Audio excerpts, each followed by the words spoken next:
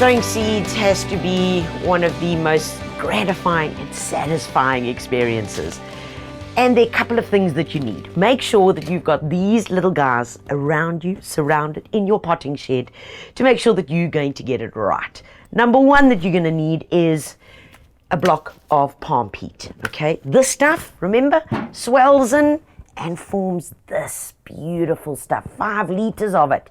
Brilliant because it holds the moisture, it's lightweight, and it works beautifully. You can be guaranteed. I mean, take a look inside here, inside this little propagator that I've got. This is just palm peat. Palm peat in here, sowed my seeds. I've given it a name and the date that we sowed it so that you remember what you put in here. And give it a watering, pop the lid of the propagator on, open it up, because then it forms its own little ecosystem in here, and that is a must-have, especially for areas where your temperatures drop during the winter months. This is like a mini heater, works brilliantly. Okay, so we've got our palm peat, we've got a little propagator, very important.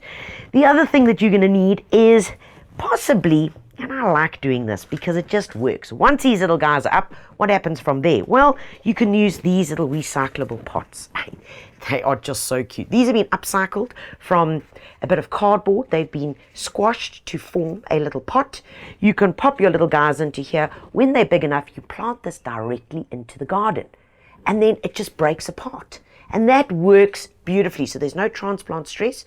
No worrying about when you pull it out, the leaves are all damaged or the roots are all damaged, because nothing gets moved from here straight into the garden. And then there's another way which I truly love, and that's a little pot maker. This guy is wicked. Very easy to use. A bit of newspaper, and all you do is you pop your newspaper around it like that. You see there? Just put your newspaper around. And of course, newspaper, we know the worms love it. We know when it breaks down, it works beautifully in the soil because it's adding organic matter. And then you take this, just fold it in there, in there, and in there. And then all you do is you push it into your little pot maker. A good turn. And out it comes, and I've got a mini pot. Beautiful.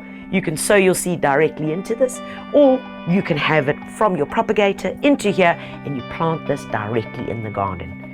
This makes complete sense, just like these little guys. Works well every time.